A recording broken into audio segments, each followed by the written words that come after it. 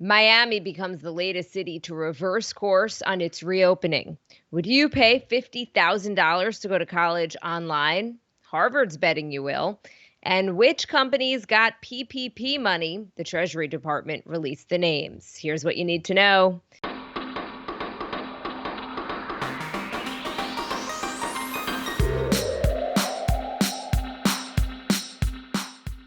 Good morning. This is Cheddar's Need2Know podcast for Tuesday, July 7th. I am Jill Wagner with Carlo Versano. Hey, Carlo, good morning. Jill, how are we today? We are good. It sounds like you're in a bird sanctuary over there. I was listening to just this as we were prepping for this. How's life? I don't even know where you are. Yeah, I'm out east. It's great. I'm in this like screened-in porch, so I can see the sunrise and the birds coming out. It's nice to be sort of like half outdoors. I've been spending so much time indoors the last few months, so it feels really good to get out into nature. I feel like you're never coming back. Yeah, You yeah. look very comfortable out there. I am. I have to say. All right, let's get to some news. In case there was any doubt, Dr. Fauci says the U.S. is, quote, still knee deep in the first wave of the coronavirus pandemic. 12 states are now hitting new 7-day average highs when it comes to new cases. Miami is the latest city to close restaurants and gyms again. The mayor of Miami-Dade says the area's new infections are coming primarily from 18 to 34-year-olds who have been gathering without masks. Yeah, there have been nearly 300,000 new cases, Jill, just in the first week of July nationwide, which is astounding. I mean, what is today, July 7th? We're just like Dr. Fauci said, we are in the thick of this thing again. Hospitals across the Sun Belt are again approaching capacity.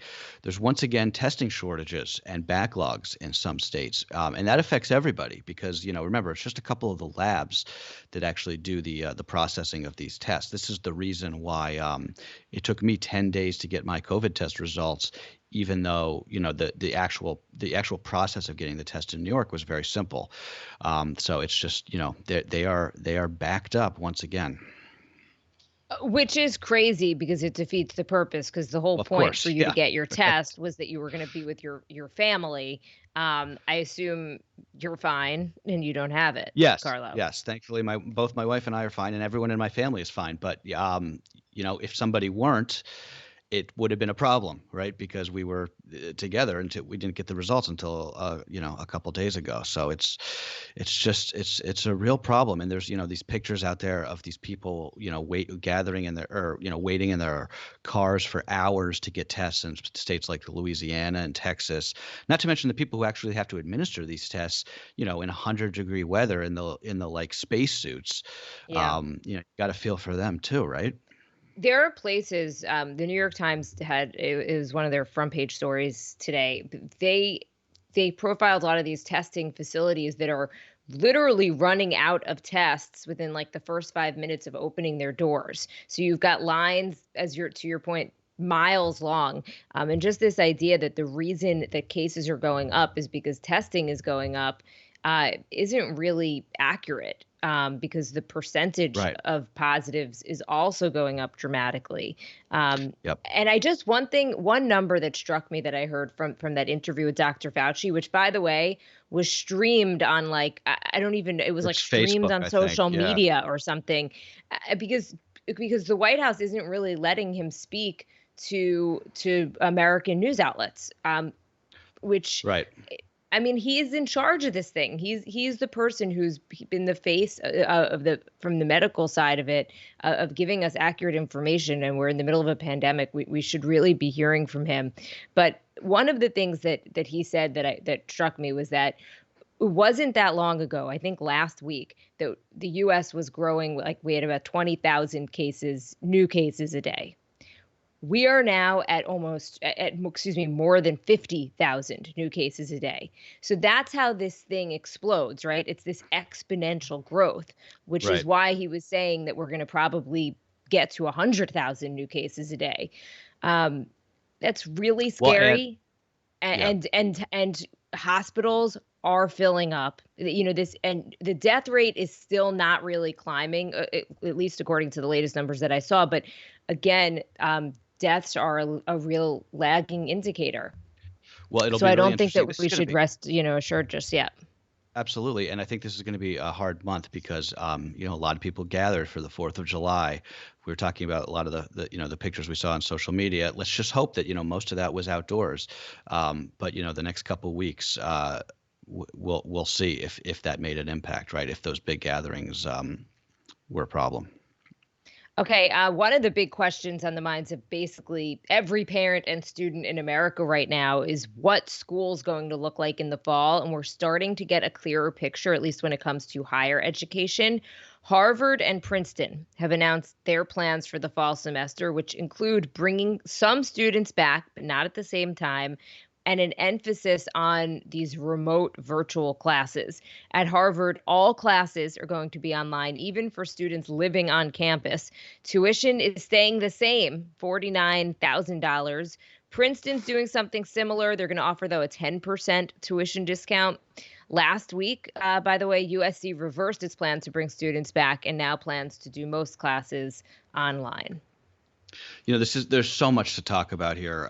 We could do a podcast just on this, but yeah, I appreciate that these schools are in this basically impossible position. I really do. But the idea of paying $50,000 to take Zoom classes is absurd, even if it is Harvard. I saw somebody on Twitter say that it's like if Disney charged the actual price of a Hamilton ticket, like $500 to watch Hamilton on Disney Plus, right? It's just not the same experience. Harvard has this amazing pricing power, so they'll be able to get away with this because people are essentially, buying the diploma. But a lot of other schools won't have that. No, listen, Scott Galloway, professor at NYU, Smart he has guy, a yeah. couple of podcasts, super smart. He has been saying for a while right now that the pandemic is going to be this moment of reckoning for colleges across the country, that it's an industry that needs massive disruption, and in part because of the cost. So he says higher education has raised prices 3 times higher than inflation. His take is that the Ivies will be fine because there are people, many of whom want to just pay for the name, Right. a Harvard or a Yale or whatnot. But will students, to your point, pay hundreds of thousands of dollars for online classes at other universities? Probably not. I was talking about it with my dad yesterday because we were sitting outside having lunch and we ran into somebody that he knew who was a student who's about to go into their senior year at the University of Michigan. And my dad was just like, I cannot imagine, and which has gone all remote as well, by the way. Right. And he's like, I cannot imagine paying for online classes like that. It's crazy.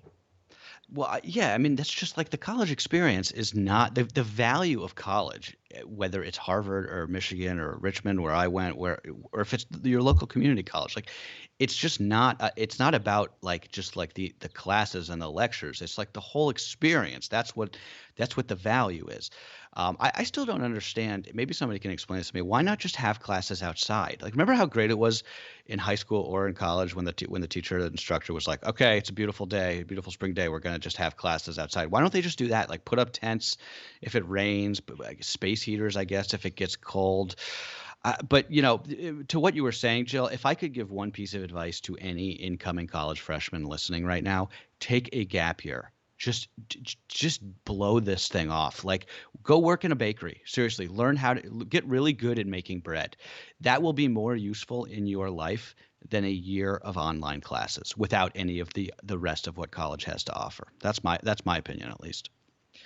My guess is that part of the problem for these universities, in terms of just to your point of having the classes outside, my guess is that they're not as concerned about the actual classes as much as they are about having all of the kids on campus having parties inside. I'm Yeah, I thinking guess that's a about good like point. this divey, disgusting bar that I spent way too many evenings at Michigan at. It's like a basement. I mean, it was just they Right. packed so many people in there. It's basically like a coronavirus petri dish, I would think, in just terms of like zero windows, zero ventilation. Right. Well, So and as we my know, guess is that that's part of these schools' calculation. it's just weird. Like Harvard, for instance, they're going to bring some students back, but they're going to make them take these classes like from their dorm. I just don't get that. Like if you're already there, might as well take the classes outside. But yes, Right. but Jill, I mean, yes, I mean, as we both know, having been college students, like if there's one cohort of people in the world who are terrible at decision making, it's college kids. So I get the problem. Okay, ICE just also issued its rules for foreign students who are returning in the fall. So students taking classes at colleges or universities that are teaching entirely online will not be allowed to enter the country. If they're already here, they have to transfer to a school with in-person instruction, or they face deportation. This is a really important story, and it's frankly outrageous. I was talking to my wife, and I know that I'm a little bit biased about this because, she went to school in the United States on a visa, and she would have been affected by this if she were still in school now. And it just enrages me the more I think about it. The idea that the United States government is going to tell these people that they cannot come back, or even worse, actually kick them out, deport them while they're on student visas is so outrageous, Jill. It is so infuriating. I mean, not to mention the fact that these kids are here, right? They may not even be able to go home since so many countries right now won't even take arrivals from the United States. It's like a sick joke. I mean, I don't want to belabor this, but it really does. It just really it upsets me. So I want to make my point and we can move on. But I feel like people don't understand who it is who comes to study in the United States of America.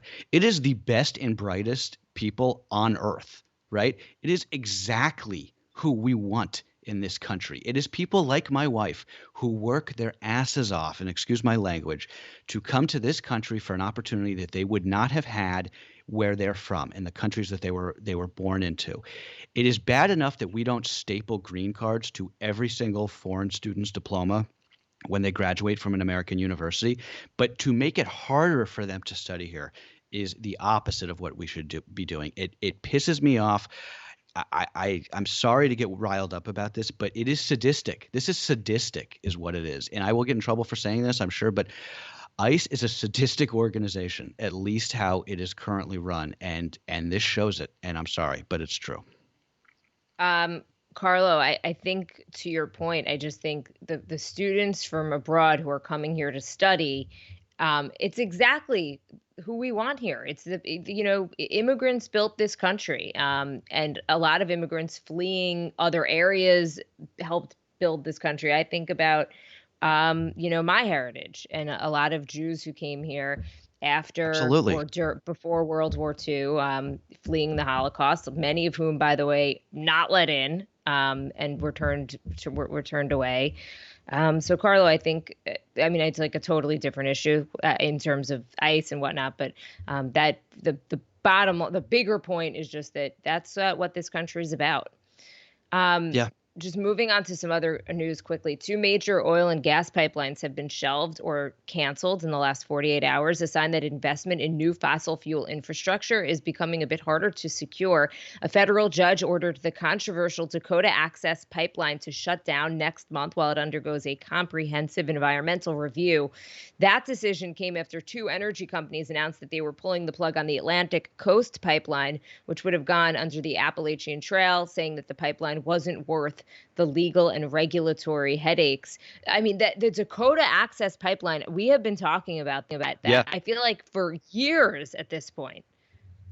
Yeah, absolutely. And both of these stories taken together they're good news from an environmental standpoint, except when I'm going to be a Debbie Downer here. Are you ready? Except when you realize that all that this really means is that all of this oil and gas is just going to be moved via trains, railroads, which of course use coal, which is even worse for the planet than oil. Anyway, this is notable news. These pipelines, it's going to become very hard to build a pipeline in this country anymore, for better or worse. But the real conversation that we need to be having here when it comes to energy, Jill, is nuclear. And again, a topic for another podcast. but it is something that gets short shrift, especially from so-called liberals and environmentalists who don't want to take it seriously as a clean energy option. All right, Carlo, I have some trivia. What Okay, do the I'm ready. Girl Scouts, Kanye West's clothing company, and a minor league baseball team owned by the governor of Ohio have in common? Oh, I think I know. Tell me. They all received federal small business bailout loans. So the Treasury Department backtracked and has now released the names of 660,000 entities that got more than $150,000 in PPP funds. And they do include some large, well capitalized companies, nonprofits, and organizations in industries that went beyond those hardest hit by the pandemic related closures. Yeah, so this is a little bit it's a little bit tricky, right? The vast majority, it was something like 5 million small businesses were approved for loans in this program, and the vast majority took less than 150K, right? So think about like your local independent contractor who needed to keep like two guys on the payroll. Maybe he took 20 or $30,000. So that's what most of this program is. And with big government programs like this, like you really got to allow for some benefit of the doubt. First, like I'm sure that this thing was abused by politicians and Trump donors, and it's just too big not to be. Like these things always get abused. And it's, of course, fashionable to blame Kanye West, who is a billionaire, for taking PPP money. And it's obviously fun to make fun of people who talk a big game about like hating big government, and then they're the first to have their hands out, like the Ayn Rand Foundation and the Daily Caller, both of which hilariously took PPP loans. But Jill, remember, like these are loans, right? And second of all, they're intended to keep people from being laid off, and they've worked. PPP has been a huge success, one of the bigger successes of the year, and the Congress and the White House both deserve credit for making it happen. The bigger question is what comes next, right? This was supposed to be sort of a stopgap to keep the economy from imploding, but now that we know that the pandemic is not going anywhere, the real question is what's next, right? No, Carlo, great point. And meanwhile, on the economic front, activists have designated today as Blackout Day. It's a day for minorities to exercise their spending power by refraining from buying anything except for goods and services from Black-owned businesses. Organizers of the movement say it's the first step in an effort to, quote, rebuild the black dollar. Yeah, so I think we're doing some coverage on Cheddar today on this story. They've done these in the past, these blackout days, but this year obviously it's more relevant than probably it ever has been. Because Jill, we've talked about this a million times on the podcast, right? Minorities, specifically Black people, are really being disproportionately affected by the pandemic, both in terms of the health costs, right? Black people are 4 times more likely to die of COVID, according to the latest federal statistics that I saw. And in terms of the economic impact, the Black unemployment rate is the highest it's been in more than 10 years. It's something like 3 or 4 percentage points higher than the overall national unemployment rate. And finally, Carlo, NASCAR's Bubba Wallace firing back at President Trump after President Trump accused him in a tweet of not apologizing over the noose investigation, which the president called a hoax. Wallace framed his response as a message to younger generations, ending it, quote, even when it's hate from the POTUS, president, love wins. The president, by the way, also criticizing NASCAR's decision to ban Confederate flags, as well as the Washington Redskins' decision to review the team's name. Joe, we've been saying on the pod to watch for the White House to double down on the culture war, which is now what we're seeing happen. I actually watched the White House press conference yesterday because I hate myself and I'm a masochist. But my wife was watching it for work, so I tuned in, and I haven't really watched one in a while. But it was actually amazing to watch. The entire thing was the press secretary Kayleigh McEnany just defending President Trump, tweeting about the Confederate flag and calling Bubba Wallace, the sole Black NASCAR driver, a liar. It's why I laugh every time there's a new story out there about the White House unveiling their new messaging or whatever. There was a big story over the weekend, I forget where, about how this was going to be the week that the White House unveiled their new plan for the coronavirus in terms of the messaging on it. But instead, they're just defending the president, tweeting about the Confederate flag. Like, Love President Trump or hate him, the man is who he is, which again is why a lot of people love him. But he cannot help himself, right? He watches television, he gets angry, he tweets about it. That's the cycle. Then the White House has to come out and defend him. Then he does it again. That's what he does. Every once in a while, they put him in front of a teleprompter and he reads it, what's on it, and everybody claps like a seal. But we in the media, and this is really a critique of the media more than it is of the president, but we need to disabuse ourselves of this notion that President Trump is going to change or he's going to like grow into, what we think of as like a presidential figure. Like he is what he is. Like this is what they're gonna do battle on the statue issue, on the flag issue, on all of these culture war things. And if that's stuff that you find to be the most the things that are most threatening to the the fabric of the country right now, then that'll work for you. If you don't, then it isn't working for you, and we're seeing that in the polling. I mean, look, it's definitely, I think, part of a calculated strategy. I think that the president and his reelection campaign are making to change the conversation, from coronavirus and racial tension, and just kind of dig in to just these culture wars. But, it's funny that you mentioned the media, and I think this also could be its own topic for conversation for a podcast. Sure. But, look, rightly or wrongly, the media takes a lot of heat for being, fair or unfair to President Trump. But one thing that I think rings true is that when the president comes out, to your point, and speaks in front of a teleprompter or he gives a press conference, the media, just by nature, especially of television, we need a soundbite, right? Like that's how we'll start our show. So we'll pick the most cogent or the strongest soundbite. So just say he had a press conference today where he went on and it was a 2-hour press conference and he spent 5 minutes talking about coronavirus. We would probably lead our show with the most concise, cogent sentence that he said of like whatever it would be, right. Coronavirus, we need to get it under control, right? So the media, in some ways, for people who, unlike you, whose wife is watching, a press conference, so the media, just by nature of the medium, takes a soundbite and in some ways normalizes. Yeah, that's a great point. What he's doing, and so. Should we do that, right? And like CNN and a lot of networks decided that they were not going to take the president's full. Remember when there was a White House coronavirus, when the press briefings were happening every day back in April. Mm-hmm. Some news organizations decided, you know what, when he goes off track and he stops talking about coronavirus, like we're not going to take it. We're going to pull and we'll come back when he gets back on track. But I think there's a real question. Was that a disservice to the American people? The president is speaking. We should see what he's saying. This really struck me. And again, I know we're going on a tangent, but this really struck me. I think it was a couple of months ago. A reporter from News 12 went to a rally on Long Island, and some of the people were yelling, you guys are fake news. You carry Cuomo's press conferences full, but you cut the president. You don't carry the president's press conferences. And I think that's a real thing, right? I think that people out there feel like the press is like censoring the president.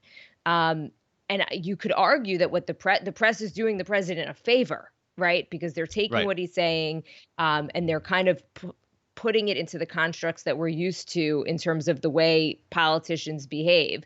And then when you cut out, you don't see all of the parts where maybe he's going off on a tangent. Let people hear him. Let people decide for themselves what they think about his message right now. Okay, that's my. No, I think you're kind of. I'm obviously speaking out loud, which I probably shouldn't do on a podcast. But curious, right. Really quickly, your thoughts before we kind of wrap this up. No. I think I don't really have anything to add. I think that was a really good. People don't. You're right. Like if you don't, it's hard in the media because like this is what we do, so we're used to how it's done. But yeah, if you don't do it, if you don't live in this world, like you're not used to it. And I agree with you. I think that the president, he should be heard. He's the president of the United States. When he says things like inject bleach into your body to cure the coronavirus, like that's something that he said, like that's news, and he shouldn't be censored. But anyway, I'm now off track too. But I think that the Confederate flag stuff, the culture war stuff, they're making a play that this is going to work in November as this wedge issue. I don't think it is, because I think there are just so many other major issues that this country is dealing with right now. But they're clearly making this calculation, to your point. So we'll see. Yeah, I mean, it might work. Who knows? Well, to your point, we'll again, we'll see. In 20 days. Find out. All right, Carlo, let's wrap it up. Did you have anything else you wanted to add? Yes. Oh, before we go, I have to shout out Vanessa, one of our listeners, who sent us an email yesterday that kind of cracked me up because she was calling us out. She was like, I listen to you guys every day, and I watched you on YouTube yesterday, and I think I'm going to continue to listen because you were just an absolute hot mess. So look, I just want to say, like, it isn't going to be. This is not a polished operation over here. If you want that, go listen to The Daily with Michael Barbaro in the New York Times. This is, you're seeing how the sausage is made here, folks. And I appreciate that it's not always pretty, especially not always pretty to watch us, or especially me, probably at 6 a.m. But we will do our best to at least tighten it up a little bit on behalf of Vanessa.